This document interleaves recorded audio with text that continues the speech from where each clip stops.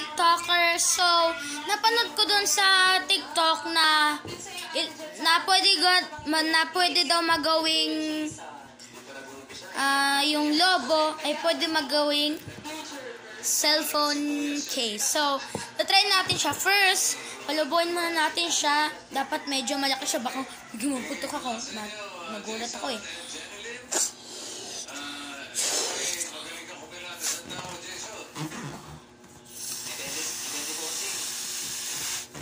Alright, so okay na to. Palagay natin siya dito. Tapos pasingawin natin.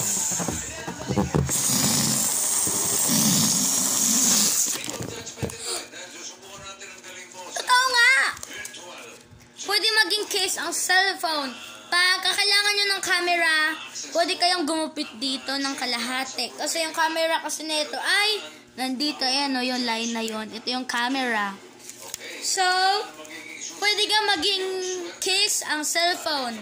So, salamat po sa mga TikTokers. So, ito yung ginawa ko.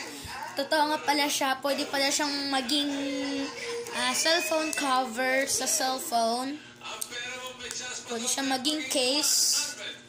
Pwede din tong ayusin. Tulad ng ganito, halimbawa. Ganito. Tapos, ayusin. Ayan, ganyan. Pwede siya ganyan para straight. Medyo, kung may konting hangin pa siya, medyo. So, totoo nga. So, babay sa inyo mga TikTokers. Salamat po. Sana po, comment kayo kung totoo nga. Comment nyo at itry nyo kung totoo. Try nyo guys. Totoo talaga to. Pero kailangan malaki. Hindi siya ma-block kasi nakakabit na siya. So, bye-bye mga TikTokers. Magana pala ako.